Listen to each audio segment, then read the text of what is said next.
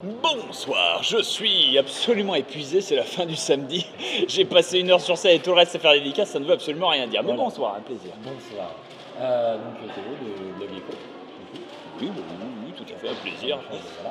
Voilà. Alors du coup, pour ceux qui ne te connaîtront pas sur la chaîne d'Interview ça peut poser, je te laisse te présenter un petit peu. Alors, très rapidement, je suis Bob Lennon, donc un youtubeur francophone qui est sur la scène YouTube depuis 5 ans et demi et des brouettes. J'ai mon petit succès auprès des jeunes grâce à une chaîne Minecraft, puis à une chaîne gaming généraliste, dans laquelle j'hurle des insanités en jouant à des jeux de manière à peu près foireuse, pour le plus grand plaisir de tous mes spectateurs et de tout mon public, dans le seul but et unique but de m'amuser, de divertir la galerie. Voilà, j'ai pas d'autres objectifs que ça, et je suis parfaitement heureux de voir que effectivement ça fonctionne et que beaucoup des gens qui viennent uniquement parce que, pas juste pour voir le clown, mais pour remercier de les avoir fait rire aussi longtemps et d'avoir passé de très bons moments. Voilà. D'ailleurs, si je dis pas de bêtises, quand tu avais commencé, tu avais une émission avec Fanta Tout à fait. sur jeuxvideo.com. Juste après qu'on ait commencé. Oui, tout à fait. C'était juste après qu'on ait commencé, et c'était le petit monde de Fanta et Bob. Et du coup, c'était aussi ce qui nous a lancé en tant que tremplin. On avait déjà notre popularité juste avant, ça commençait doucement mais sûrement. Mais c'est vrai que suite à jeuxvideo.com, ça a explosé. On n'y est pas resté très longtemps, on y est resté 4 mois. Absolument pas à cause de tout ce qu'on pourrait voir dans l'industrie du jeu vidéo, licenciement, affaires sales, faux papiers, appartements de fonction, bref. Non, absolument pas. C'est juste qu'on était arrivé au bout du concept de l'émission qu'on pouvait proposer, qui était de la visite de map et du fun et tout ça.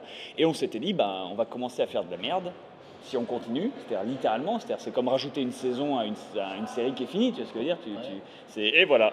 Quoi, il faut sortir un Pirate des Caraïbes 4 enfin, tu vois, quoi, une suite à la trilogie, d'accord, tu vois. Et on s'est dit non, on s'arrête là, ça marche très bien, on reprend nos billes et on remercie très fort jeuxvideo.com.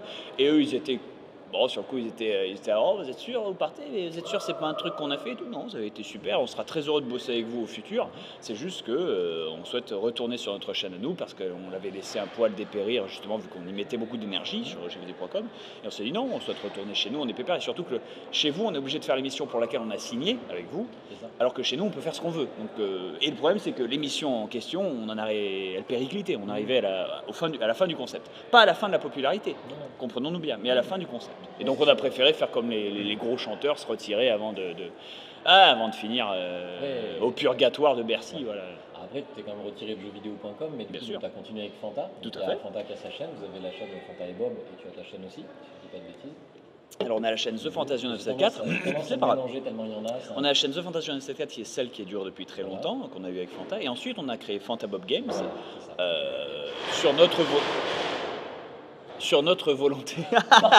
C'est Kratos, il s'énerve, tout va bien. Ah, les oreilles vont bien. Ah, putain. Sur notre volonté propre, je veux dire, lui parce qu'il voulait me laisser un média dans lequel je puisse me diversifier, et moi parce que je gueulais de toujours chanter la même chanson dans le même bar et que je voulais voir d'autres horizons.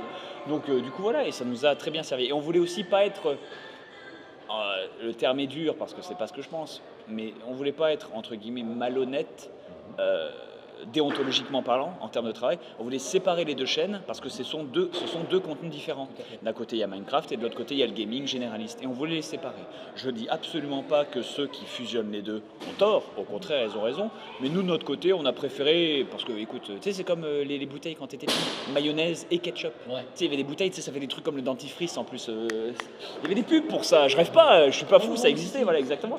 Sauf que, non, mais voilà, nous, on préférait mayonnaise et ketchup. Voilà. 2 assiettes, on est bon, il y a les frites au milieu. Mais après, je critique pas ceux qui décident qu'il fallait la totale. Voilà, mais surtout qu'en plus, vous avez à la fois votre indépendance, à la fois vous travaillez, vous êtes ensemble, il y a autant des vidéos coop que des vidéos, on va dire. Oui, exactement.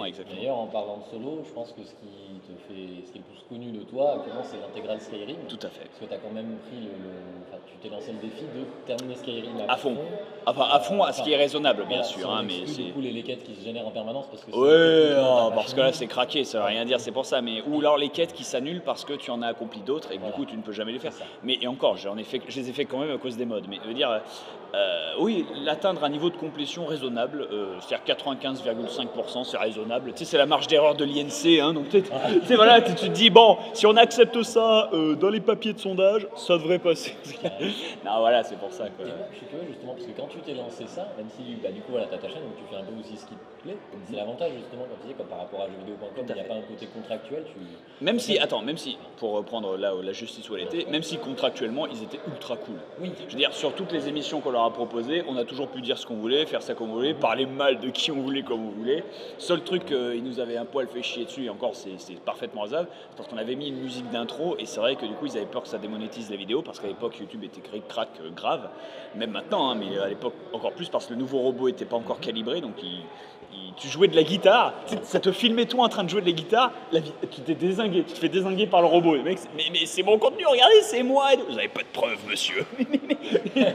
C'est craqué, le robot, il voyait rien. C'était pas un Robocop, c'était l'ED-109, l'ED-209, tu sais, le méchant robot de Robocop. Celui qui bute le gars alors qu'il a posé son arme. Tu vois. Mais du coup, voilà.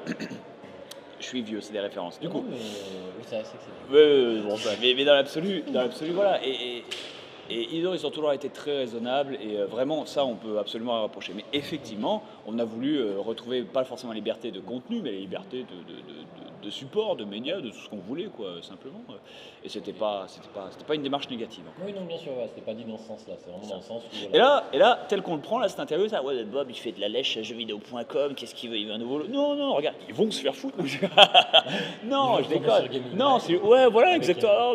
Mais non, c'est des mecs super sympas et bosser avec, et c'est tout. À un moment, on s'est arrêté, c'est tout, mais c'était pas...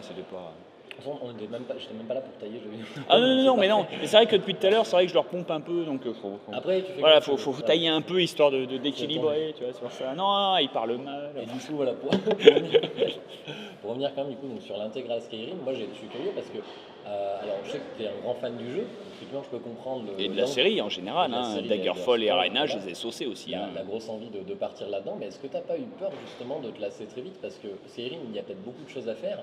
Mais ça reste aussi jouer au même jeu, mais tout le temps. T'as combien d'épisodes? Oui, alors j'ai 414 épisodes à la journée.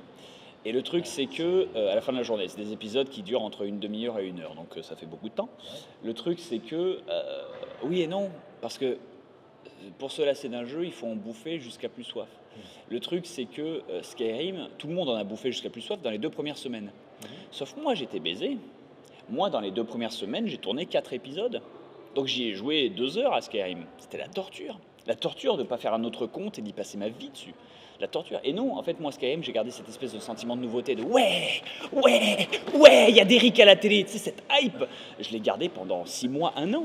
Après, c'est devenu la petite routine agréable. Après, c'est devenu la routine avec le sourire. Et là, maintenant, j'y retourne avec délice. Toujours pareil, quoi. Je sais pas, c'est comme imagine des mecs qui sont obligés de passer leur vie sous la pluie. Moi non, mais j'ai le loisir de prendre un bain 3 fois par semaine. Tu vois ce que je veux dire? Donc c'est toujours cool, tu vois, c'est pour ça. Si j'étais forcé, pas forcé, mais si je m'étais forcé à en bouffer, à vivre dans un bocal, oui, ça finirait par me gaver très vite. Mais là, à chaque fois que j'y vais, c'est par envie. C'est par envie, donc voilà. Alors on va me dire, ouais, mais tu sors les épisodes quand même, c'est par devoir. Ouais, c'est vrai, c'est du boulot, mais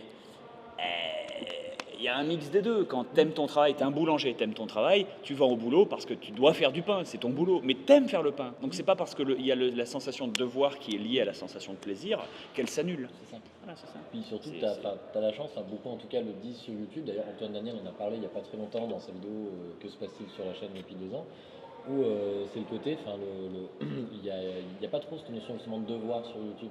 C'est-à-dire qu'on a beau avoir une communauté, alors certes, on sait que si Parfaitement, je t'en prie, non, mais pas de juste souci. pour terminer, quand même.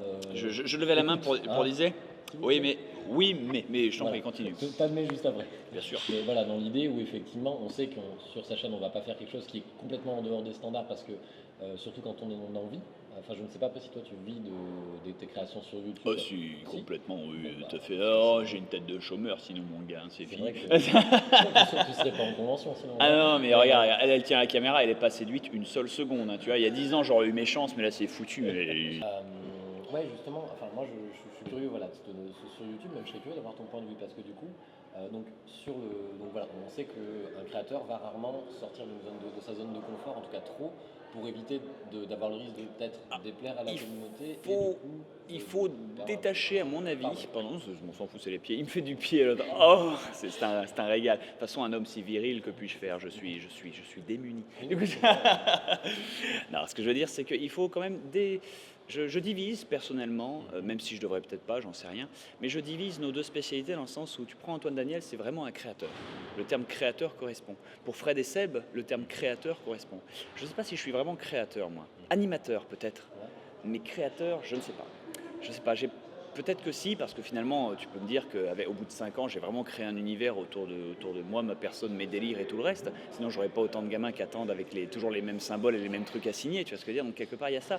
Mais je sais pas. C'est comme un chanteur et un musicien, quelque part. Un chanteur, il chante, parfois il écrit, mais parfois c'est juste le chanteur d'un groupe. Peut-être que l'écriture est faite par tout le groupe ou tout le reste ou quoi que ce soit. Et parfois, tu as un mec, il est vraiment compositeur, auteur, chanteur, scénariste, mec qui fait des sauts périlleux arrière, régiste, il fait tout. Bref, c'est des hommes à tout faire qui sont vraiment plein de talent. Et moi, malheureusement, je ne sais qu'animer. J'arrive à... Très bon talent. Oui, et je peux... c'est comme un RPG finalement. Je peux soigner, je peux faire les autres classes, mais vachement difficilement et ça me prend beaucoup de temps. Oui, je peux crocheter ta serrure. C'est juste que ça me prend 3 minutes, pas 5 secondes, Régis. Moi, les montages, tu prends Seb par exemple ou Antoine, quand ils sont en montage, leurs montages c'est pas instantané, mais pour le même temps qu'ils passent que moi je passerai sur un montage. La différence de qualité est de 1000. Moi, j'arrive à 10, eux, ils sont à 1100. C'est la folie. Ils font des effets de fou, des trucs comme ça, qui paraissent pas forcément dingue pour des vrais professionnels à fond là-dedans qui ont fait 30 ans d'études dans le métier ou qui ont l'habitude de faire ça. Mais pour moi, voilà, c'est-à-dire pour atteindre un niveau de qualité de dessin comme ça, moi, il me faut 3 ans. Alors qu'il y a des dessinateurs, écoute, entre 2 bits, un crayon, un couteau, ils t'ont sorti ça, ils t'ont colorié, ils t'ont vendu 5 €. Ah, tu vois, c'est pour ça. Mais je suis plutôt doué en animation. C'est vrai que je peux garder le public réveillé, je sais faire ça, je peux dire de la merde de manière continue, je peux meubler, Ikea, je suis bien. Et du coup, voilà, c'est vrai que c'est un de mes grands talents. Mais pour le reste, je suis lacunier, et donc c'est pour ça que je différencie les deux créateurs de contenu. Tu vois ce que je veux dire? C'est comme je sais pas, c'est comme un médecin généraliste et un chirurgien. Tu vois, c'est pas. Après, c'est peut-être une très fausse analogie que je fais. On va se mettre tous les médecins. J'ai que les médecins abonnés à la chaîne, c'est mort. Mes excuses. Des bisous aux médecins. Je respecte tout ce que vous êtes battus pour. Vous êtes désabonnés en masse. Non, mais je sais pas. Je sais pas quelle est la différence. Donc ma définition n'est pas, enfin ma métaphore n'est peut-être pas valide dans la réalité de la chose, mais dans le sentiment de l'argument que je souhaite donner, ça peut être compréhensible. Alors, ça peut être compréhensible. Du coup, ça va être rapide parce qu'on est en fin de carte mémoire. Mes excuses. Donc, non, mais c'est la fin de compte aussi. Et donc, du coup, juste pour le sentiment par rapport à Antoine et par rapport à ce que je ressens, moi, je ne le ressens pas. J'ai pas ce sentiment de lassitude sur la durée. Antoine, peut-être parce qu'il est prisonnier de son contenu, parce qu'il doit créer la même chose. Moi, je ne crée pas, je me contente d'être. Et c'est facile d'être soi-même, tu vois ce que je veux dire? Enfin, quand c'est mon boulot, tu vois, c'est pour ça. Quand ton boulot, c'est de pas... Ça recoupe? Ouais, et là, du coup, il m'affiche 30 secondes restantes. Non, bah, ça me met, tu vas finir. On finit sur cette caméra, on est bien. Et du coup, c'est pas grave, c'est pas grave. Plus d'image à la fin. C'est pas grave. Et du coup, j'ai pas cette latitude précisément pour la comparaison. C'est pour ça que je me suis fait chier à expliquer la différence. Parce que moi, finalement, ça me dérange pas. Je suis juste une chanteuse, moi. Donc on me dit, continue de chanter au bar. Bah oui, c'est tout ce que je sais faire et tout ce que j'aime faire. Je ferai ça jusqu'à ma mort. Donc il n'y a pas de souci. Alors qu'un mec qui est vraiment compositeur, auteur, créateur, peintre, unijambiste, jongleur, tu lui dis, toute ta vie maintenant, tu vas chanter. Et lui, il va se sentir prisonnier de ça. Tu comprends? Il va se sentir prisonnier de ça. Et ça, je respecte ça. Et je respecte pas la prison, je respecte la volonté de se défaire de cette prison. Mais c'est pas un problème qui me concerne. Pas encore, peut-être. Peut-être plus tard, j'espère, si jamais un jour j'ai suffisamment de talent pour que leur manque d'expression devienne une souffrance. Mais en l'occurrence, pour l'instant, le seul talent que j'ai, c'est que d'animer, et c'est la seule chose que je fais. Donc je serai constamment heureux.